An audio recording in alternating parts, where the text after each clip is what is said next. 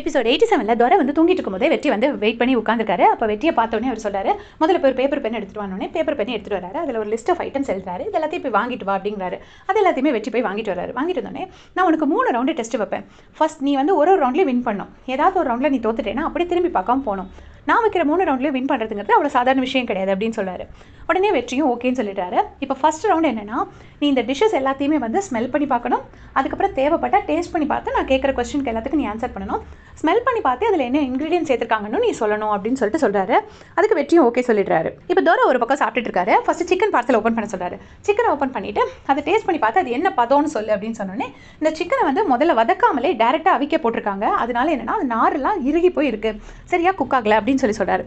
உடனே சரி அடுத்தது எடுத்து ஓப்பன் பண்ண அது என்ன பார்சல் சொல்லு அப்படின்னோடனே, இது எலிப்பூச்சி சார் அப்படின்னு சொல்லிட்டு அதை பற்றி அதை எக்ஸ்பிளைன் பண்ணுறாங்க. அது நமக்கு சைலண்டாக காட்டுறாங்க. அடுத்து மீன் குழம்பு பற்றியும் சைலண்டாக எக்ஸ்பிளைன் பண்ணுறாரு.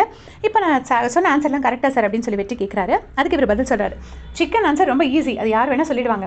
அடுத்தது திருக்க மீன் குழம்பு வந்து நீ சொன்ன மாதிரி தெரியாதவன் தான் சமைச்சிருக்கான், மீனை பற்றி தெரியாதவன் தான் சமைச்சிருக்கான். ஆனால் அது போக இன்னொரு பாயிண்ட் இருக்குது. திருக்க மீனில் எப்போவுமே அந்த தோலை உரிச்சோடனே அடியில் ஒரு லேயர் இருக்கும். அதை க்ளீன் பண்ணலைன்னா இந்த ஸ்மெல் வரும் அப்படின்னு சொல்கிறாரு. அதுக்கப்புறம் எலிப்பூச்சியில் வந்து இவன் என்ன தப்பு பண்ணியிருக்கான்னா, அந்த மசாலாவும் எண்ணெயும் பிரிஞ்சதுக்கு அப்புறம் தான் அதில் போடணும், அது பிரியறதுக்கு முன்னாடியே போட்டுட்டான் அப்படின்னு சொல்லிட்டு அந்த 3 எக்ஸ்பிளைன் பண்ணுறாரு. அண்ட் நாட் பேட், நீ வந்து ஃபர்ஸ்ட் ரவுண்ட் ஓகே தான், ஸோ ஈவினிங் செகண்ட் ரவுண்ட், நாளைக்கு மார்னிங் தேர்ட் ரவுண்ட் அப்படிங்கிறாரு. வெற்றியும் செம்ம ஹாப்பியாக கிளம்பிடுறாரு. இங்கே கிச்சனில் வந்து எல்லாரும் சமைச்சிட்டு இருக்காங்க. அப்போ பாண்டி கரெக்டாக வராரு. பாண்டி வந்துட்டு டே என்னடா அப்படின்னு கேட்டோடனே வெற்றி வந்து சொல்கிறாரு, ஹே நான் அவர்கிட்ட பேசிட்டேன்டா, ஃபர்ஸ்ட் ரவுண்ட் வின் பண்ணிட்டேன், ஸ்மெல் பண்ணி சொல்ல சொன்னார், அதில் தான் ஐயா கில்லியாச்சே, நான் எல்லாம் கரெக்டாக ஆன்சர் பண்ணிட்டேன், அவர் வாயை பொழந்துட்டாரு அப்படின்னு சொல்லிட்டு இருக்காரு. அந்த டைமில் கரெக்டாக விக்கி அந்த பக்கம் வராரு. வந்துட்டு விக்கி ஒட்டு கேட்குறாரு இவங்க 2 பேரும் என்ன பேசுகிறாங்கன்னு. உடனே பாண்டி வந்துட்டு டே கிரேட்டடா, அப்புறம் அடுத்து இனி செகண்ட் ரவுண்ட் தேர்ட் ரவுண்ட் எப்போ அப்படின்னே, நாளைக்கு தான், ஆனால் என்ன செய்யறதுன்னு தான் தெரியல, இங்கே ஏற்கனவே கிச்சனோட சிச்சுவேஷன் சரியில்லை, நாளைக்கு வேறு இன்வெஸ்டர்ஸ்லாம் வராங்க, நான் எப்படி போகிறதுன்னு தான் தெரியல, ராஜன் சார் கிட்ட போய் எப்படி பர்மிஷன் கேட்க முடியும் அப்படின்னு சொல்கிறாங்க. இதை கேட்டுட்டு விக்கி வந்துட்டு என்ன ரவுண்டு கிவுண்டுலாம் பேசிட்டு இருக்கீங்க என்ன அப்படின்னு கேட்குறாரு.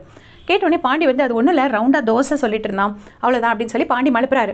அதை அப்படியே மெயின்டைன் பண்ணிருக்கலாம். பட் வெற்றி என்ன சொல்லிட்டாருன்னா, அதெல்லாம் ஒன்றும் இல்லை, நான் ஒரு ஸ்டார் ஷெஃப் காம்படிஷனில் வின் பண்ணுறதுக்காக ஒரு ஷெஃப் கிட்ட ட்ரெயின் ஆகிட்டு இருக்கேன், அவர் நாளைக்கு செகண்ட் ரவுண்ட் தேர்ட் ரவுண்ட் வச்சிருக்கேன்னு சொல்லியிருக்காரு. இங்கே கிச்சனில் நிலமை சரியில்லாதப்போ நான் எப்படி லீவ் எடுக்கிறது நீ எனக்கு தெரியல, அதுதான் பிரச்சனையாக இருக்குது அப்படின்னு சொல்லி வெற்றி உண்மையை சொல்லிடுறாரு. உடனே விக்கியும் இதெல்லாம் ஒரு பிரச்சனையா, நான் ஹேண்டில் பண்ணிக்கிறேன், நீ தைரியமாக போயிட்டு வா வெற்றி, நான் பார்த்துக்கிறேன் அப்படின்னு. ரொம்ப தேங்க்ஸ் விக்கி அப்படின்னு சொல்கிறாரு. அதை பார்த்துட்டு பாண்டி வச்சா இவ்வளோ நல்ல மனுஷனையாக நான் சந்தேகப்பட்டேன் அப்படிங்கிறாங்க. ஆனால் விக்கி நேராக போயிட்டு நெடுமாறன் கிட்ட இதை இன்ஃபார்ம் பண்ணுறாரு. உடனே ஸ்டார் ஷெஃபா சில்லி பாய், அதெல்லாம் ஒன்றும் முடியாது, ரூல்ஸ் தெரிஞ்சோடனே தன்னால் ஓடி போயிடுவான் அப்படின்னு சொல்லிட்டு நெடுமாறன் சிரிக்கிறாரு. அதுக்கு விக்கி நானும் அப்படி தான் நினச்சேன், பட் அது அவ்வளோ ஈஸி இல்லை, அவன் உண்மையிலே ஒரு ஷெஃப் கிட்ட ட்ரைனிங் எடுத்துகிட்டு இருக்கான், கண்டிப்பாக சர்டிஃபிகேட்டும் சிக்னேச்சரும் வாங்கிடுவான் அப்படின்னு சொல்லி விக்கி சொல்கிறாரு. இதை கேட்டு அப்படியே நெடுமாறன் ஷாக் ஆகி போய் நிற்கிறாரு. விக்கி பேச அவர் பதிலே பேசாமல் நிற்கிறாரு. இப்போ எல்லா இன்வெஸ்டர்ஸும் ரெசார்ட்க்கு வந்துட்டாங்க. எல்லாம் மாலையெல்லாம் போட்டு வரவேற்கிறாங்க. ஒரு ரூம்லேயே போய் பார்க்குறாங்க. அப்போ ஒரு ரூம் சர்வீஸ் பையன் வந்துட்டு அந்த கொண்டு வர ஃபுட்டை இப்படி ட்ரேயை அழுக்கி கொண்டு வந்ததுக்கு உத்தமன் செமையாக கோபப்படுறாரு. இந்த மாதிரி இப்போ பெரிய பெரிய கெஸ்ட்டு கொடுக்கும்போது எதையுமே ஷேக் பண்ணி கூட கொடுக்கக்கூடாது அப்படின்னு சொல்லிட்டு அவரே சர்வ் பண்ணுறாங்க. கிச்சனில் எல்லாமே வரிசையாக சமையல் நடந்துகிட்டே இருக்கு. எல்லாருமே சமைக்கிறாங்க, வெற்றியும் சமைச்சிட்டு இருக்காரு. அப்போ வந்து ஒரு டிஷ்ஷாக வர இவங்க கொடுக்குறாங்க. கெஸ்ட் எல்லாத்துக்குமே ஃபுட் ரொம்ப பிடிச்சிருக்கு, எல்லாருமே ரொம்ப ஹாப்பியாக இருக்காங்க. உடனே ராஜர் வந்துட்டு சொல்கிறாரு, ஹாஃப் ஜாப் தான் வந்து இப்போதைக்கு முடிஞ்சிருக்கு, ஏன்னா ஹாஃப் இன்வெஸ்டர்ஸ் மட்டும் தான் இன்றைக்கி வந்திருக்காங்க, நாளைக்கு தான் எல்லா இன்வெஸ்டர்ஸும் வருவாங்க, நாளைக்கு தான் மெயின் மீட்டிங் இருக்குது, நாளைக்கு மீட்டிங்கில் நீங்கள் வந்து எல்லாம் கலக்கணும் அப்படின்னு சொல்கிறாரு. அப்போ வெற்றி வந்துட்டு சார் நாளைக்கு எனக்கு லீவ் வேணும் அப்படின்னு. என்ன வெற்றி உனக்கே சிச்சுவேஷன் தெரியும், நாளைக்கு போய் லீவ் கேட்குறேன், என்னாலே சூடு தாங்க முடியாமல் இருக்கிறேன் அப்படின்னு சொல்லி ராஜன் சொல்கிறாரு. அதுக்கு உடனே விக்கி அவன் எப்போவுமே லீவே கேட்க மாட்டான், அவன் கேட்குறான்னா அவ்வளோ முக்கியமான வேலைன்னு தான் அர்த்தம், ஸோ அவன் போயிட்டு வரட்டும் அப்படின்னு சொல்லி விக்கி சொல்கிறாரு. இதை கேட்டுட்டு ராஜனும் சரி ஓகே விக்கி சொல்கிறான்னா நீ போயிட்டு வா அப்படின்னு சொல்லி அனுப்பி வைக்கிறாங்க.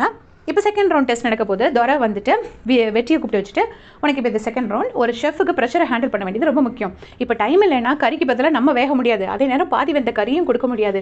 ஸோ இன்னைக்கு சரஸ்வதி அக்கா கடையை நீ தான் சிங்கிள் ஹேண்டாக டீல் பண்ண போகிற அப்படின்னு சொல்லி சரஸ்வதி அக்காவுக்கு ஏதோ வேலையை கொடுத்து அனுப்பி விட்டுட்டாரு. வெற்றி வந்து சமைச்சிட்டு இருக்கும்போது இவர் வெளியில் போர்டில் மீன் சாப்பாடு மீன் பொரிப்பு எதுனாலும் எடுத்தாலும் ₹1 தான் அப்படின்னு சொல்லி போட்டு விட்டுட்டாரு.